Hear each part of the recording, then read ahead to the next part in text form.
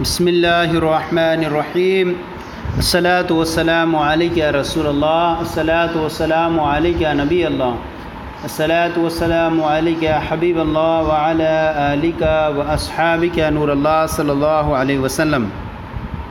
آج ہم آپ کے سامنے ایک اپنے سلسلے کا ایک نیا انوکھی چیز لے کر کے حاضر ہیں آپ کے سامنے، نحوی صرفی اجرا کے لیے چند مفید طریقے اور معلومات۔ اس کو آپ کے سامنے پیش کریں گے اور اس کا استعمال اور اس کا طریقہ کار اپنا کر کے آپ اپنی کتابوں کے اندر اس کو اجرا کر کے ایک اچھی طریقے سے نحو و صرف میں مضبوطی پیدا کر سکتے ہیں۔ تو آئیے سب سے پہلے دیکھتے ہیں ہدایت برائے اساتذہ۔ اس میں نمبر 1 ہے، سبق یاد کرنے سے قبل طلبہ سے ایک مرتبہ سبق پڑھوا کر سن لیا جائے تاکہ طلبہ الفاظ کی تلفظ میں غلطی کرنے سے محفوظ رہیں۔ نمبر 2، کوشش یہ رہے کہ سبق رات ہی کو سن لیا جائے، سبق میں غلطی تو درکنار اٹک کو بھی روا نہ رکھا جائے۔ نمبر 3، گھنٹے کے وقت کو 4 حصوں میں تقسیم کر لیا جائے۔ پہلے حصے میں باقی ماندہ طلبہ کا سبق سنا جائے، دوسرے حصے میں جو سبق سنا ہے اس کو آسان اور مختصر انداز میں سمجھا کر اس کی تمرین کرائی جائے، تیسرے حصے میں آموختہ سن کر اجرا کرایا جائے اور چوتھے حصے میں آگے سبق پڑھایا جائے۔ نمبر 4، سبق اسی وقت سمجھایا جائے جبکہ تمام طلبہ سبق اچھی طرح یاد کر کے سنا دیں۔ سبق سنانے سے پہلے سمجھانے کی صورت میں طلبہ سبق کو اچھی طرح سمجھ نہیں پاتے۔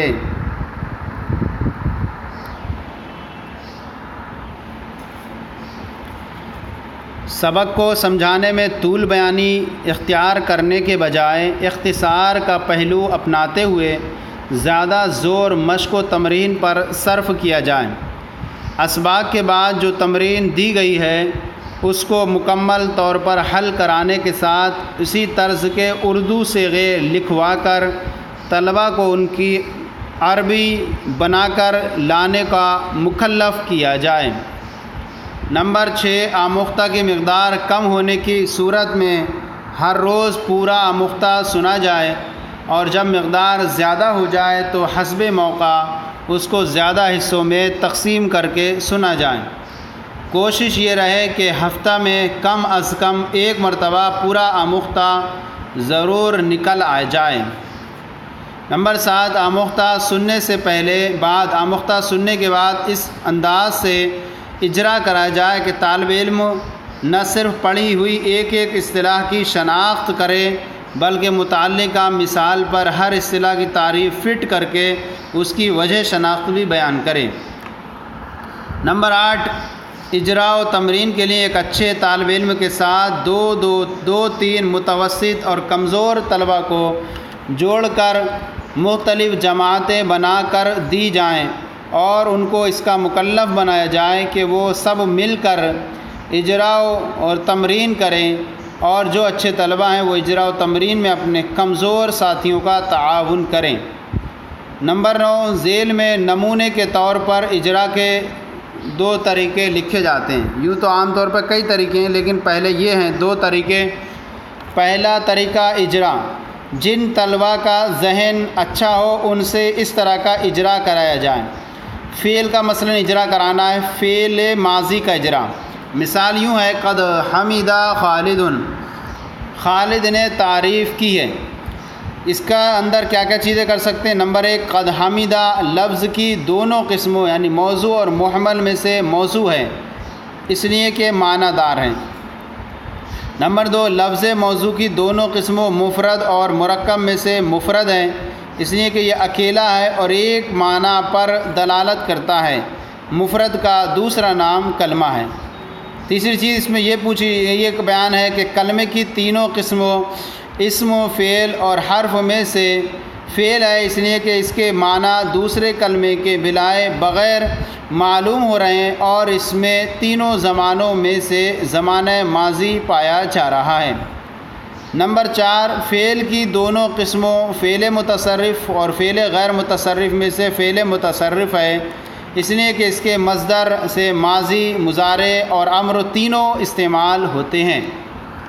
نمبر 5، پھر مفعول بھی کو چاہنے اور نہ چاہنے کے اعتبار سے فعل کی دونوں قسموں فعل لازم اور فعل متعدی میں سے فعل متعدی ہے، اس لیے کہ یہ صرف فاعل پر پورا نہیں ہوتا بلکہ اسے مفعول بھی کی بھی ضرورت ہے۔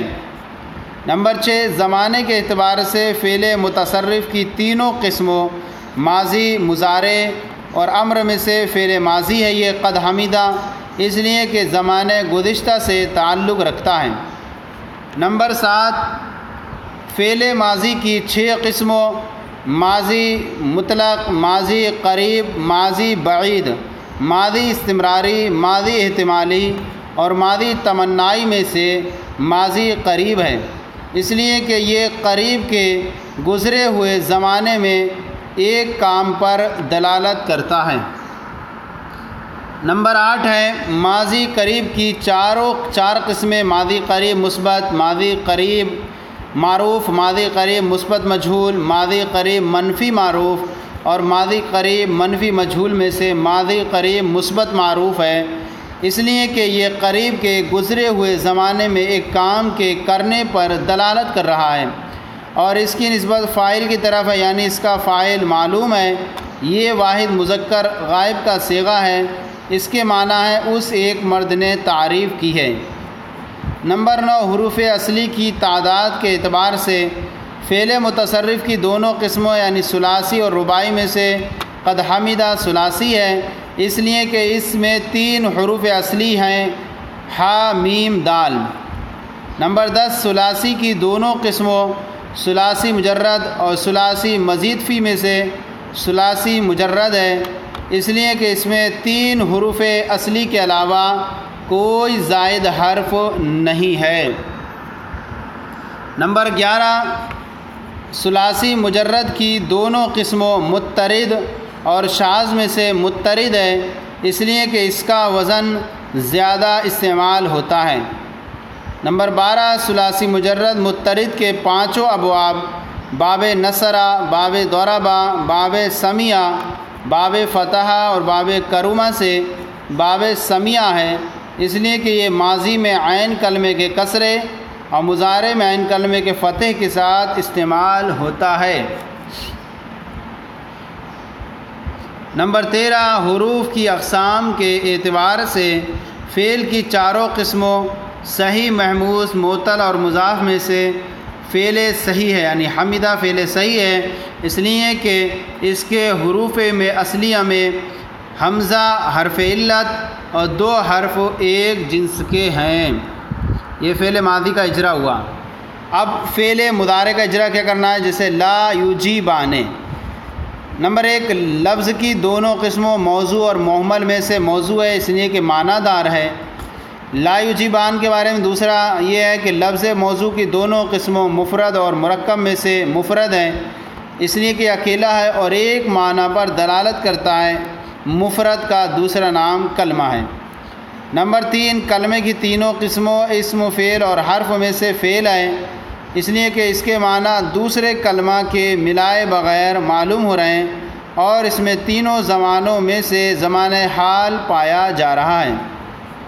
نمبر 4، فعل کی دونوں قسموں فعل متصرف اور فعل غیر متصرف میں سے لا یجیبان فعل غیر متصرف ہے، اس لیے کہ اس کے مصدر سے ماضی، مضارع اور امر تینوں استعمال ہوتے ہیں۔ نمبر 5، فعل ماضی کے پھر مفعول بھی کو چاہنے اور نہ چاہنے کے اعتبار سے دونوں قسموں فعل لازم اور فعل متعدی میں سے فعل متعدی ہے، اس لیے کہ یہ صرف فاعل پر پورا نہیں ہوتا بلکہ اسے مفعول بھی کی ضرورت ہے۔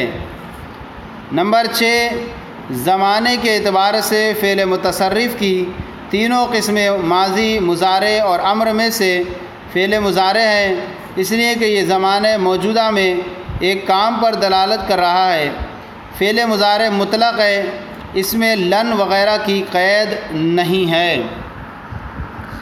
نمبر 7، فعل مضارع مطلق کی 4 قسموں بحیث اس بات فعل مضارع معروف، بعض بات فعل مضارع مجہول، بعض بات بعض نفی فعل مضارع معروف، اور بحث نفی فعل مضارع مجہول میں سے بحث نفی فعل مضارع معروف ہے، اس لیے کہ زمانہ موجودہ میں ایک کام کے نہ کرنے پر دلالت کر رہا ہے اور اس کی نسبت فاعل کی طرف ہے، یعنی اس کا فاعل معلوم ہے۔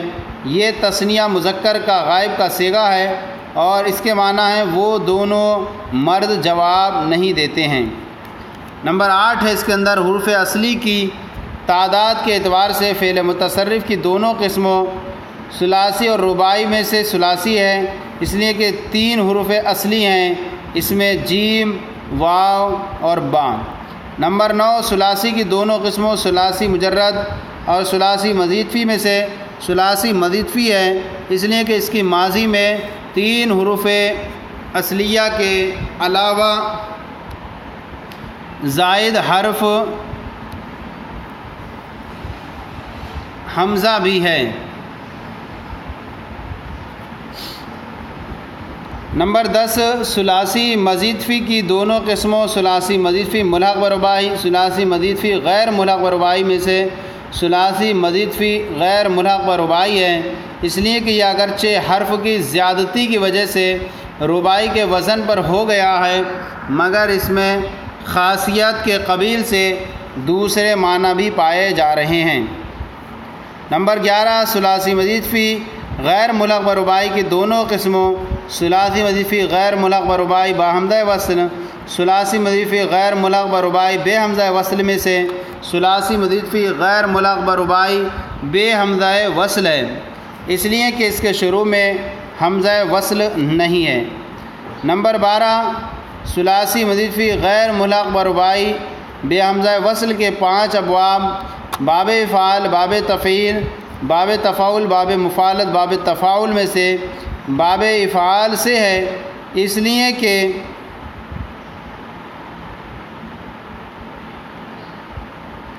اس کی ماضی اور امر کے شروع میں حمزہ قطعی ہے۔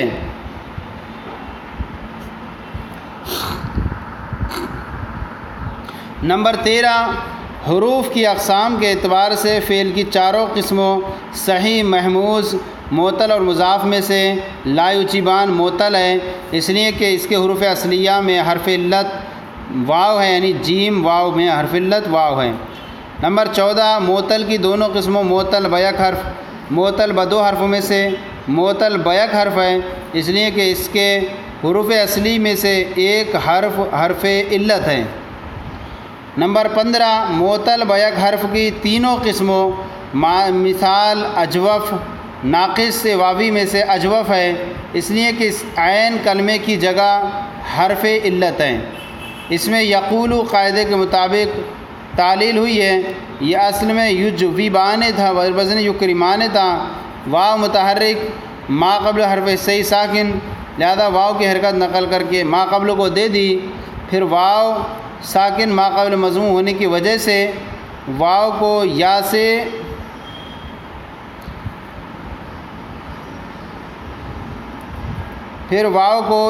بدل دیا، واو کریں گے، پھر واو ساکن ما قبل مضموم ہونے کی وجہ سے واو کو یا سے بدل دیا، یجیبانے ہو گیا،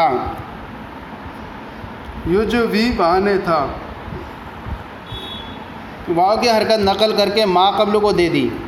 اب پھر واو ساکن ما قبل مکسور کہیں، یا مکسور یہاں پر یعنی یہ جیم پہ، پھر واو ساکن ما قبل مکسور ہونے کی وجہ سے واو کو یا سے بدل دیا، یجیبانے ہو گیا، کیونکہ یا اپنے ما قبل کسرہ چاہتی ہے تو اس لیے جو ہے واو کو بدل دیا۔ اب یہ آج اتنا ہو گیا ہمارا، اب انشاءاللہ کل سے ہم دوسرا طریقہ آپ کے سامنے بیان کریں گے۔ فعل کا اجرا دیکھ لیں بس، پھر اسم کا اجرا بیان کریں گے۔ فعل امر کا اجرا، ارجی نمبر 1 لفظ کی دونوں قسموں موضوع اور محمل میں سے موضوع ہے، اس لیے کہ معنی دار ہے۔